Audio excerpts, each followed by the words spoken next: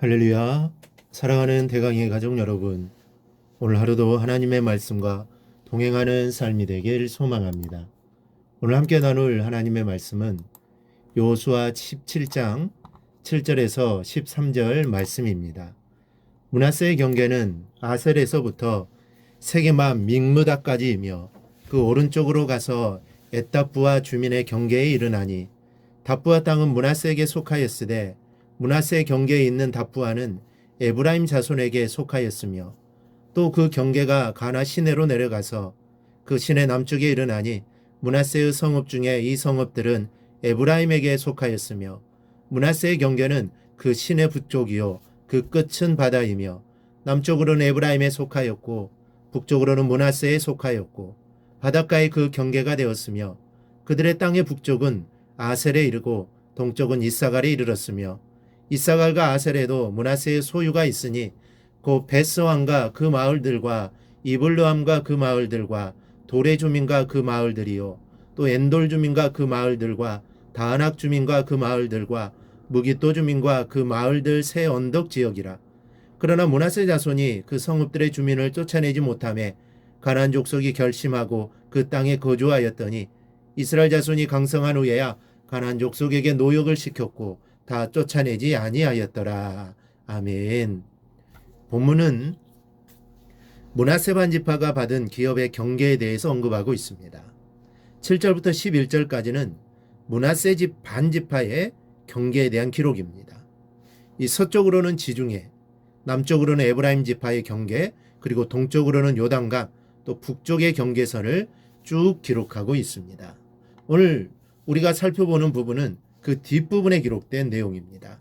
먼저 므낫세 자손은 그 거민들을 쫓아내지 못했습니다. 12절을 보면, 그러나 므낫세 자손이 그 성읍들의 주민을 쫓아내지 못하매 가나안 족속이 결심하고 그 땅에 거주하였더니, 므낫세 자손이 그 성읍의 주민들을 쫓아내지 못하였다고 했습니다. 하나님께서는 가나안 주민을 진멸하라고 명령하셨습니다.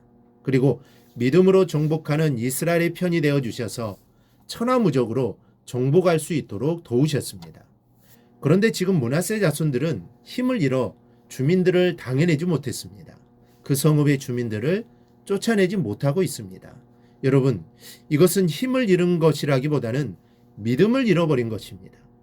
여호와를 온전히 신뢰하지 못한 불신앙의 모습인 것입니다.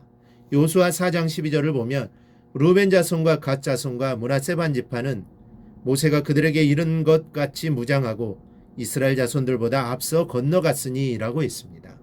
거기서는 므낫세 지파가 얼마나 용감한 사람들이었는가를 알 수 있습니다. 무장을 하고 이스라엘 어느 지파보다 앞장서서 선봉에 서서 가나안 정복에 나섰던 자손이 므낫세 자손입니다.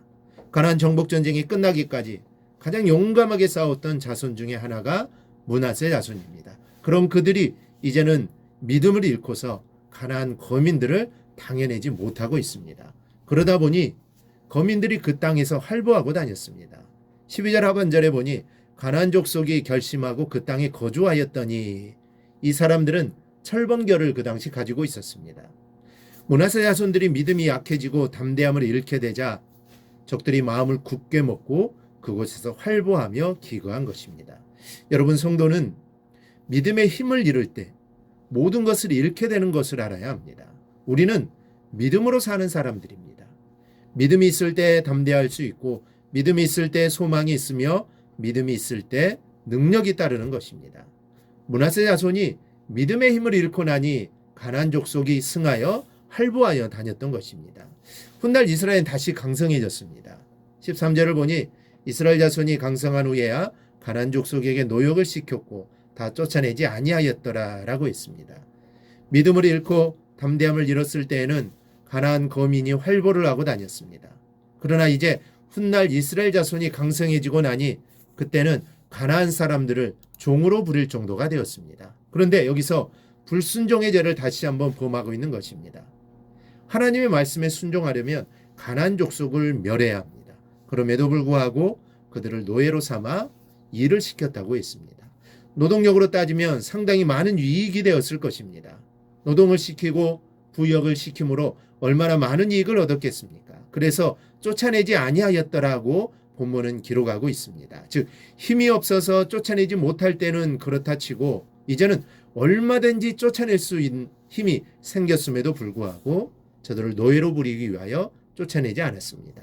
여러분, 이것은 불순종이요 하나님 명령에 대한 배반입니다. 이스라엘이 이렇게 하나님 말씀에 불순종한 것은 인간적으로 얻어지는 이익 때문이었습니다. 그러나 이것으로 인하여 이스라엘이 서서히 우상 숭배에 빠지고 이방 풍습에 젖어들면서 부패하여 결국 심판을 받게 되었다는 사실을 잊어서는 안 됩니다. 여러분은 이익을 위해서 믿음을 저버리는 사람이 아니라 믿음을 위해서 어떤 유익한 것도 지워버릴 수 있는 믿음의 사람이 될 수 있기를 바랍니다. 그리하여 하나님은 바로 그런 사람과 함께 하시고 역사하시는 것입니다. 우리가 이 사실을 잊지 말고 하나님 말씀을 최우선으로 놓고 살아가는 우리 성도들이 될 수 있기를 바랍니다. 그래야 믿음으로 살아가 하나님 말씀 온전히 순종하고 또 하나님의 뜻을 이룰 수 있는 복된 삶이 되기를 주님의 이름으로 축원합니다. 오늘 묵상한 말씀을 굳게 잡고 삶으로 실천하며 살아내는 대강의 모든 성도들이 되기를 축복합니다.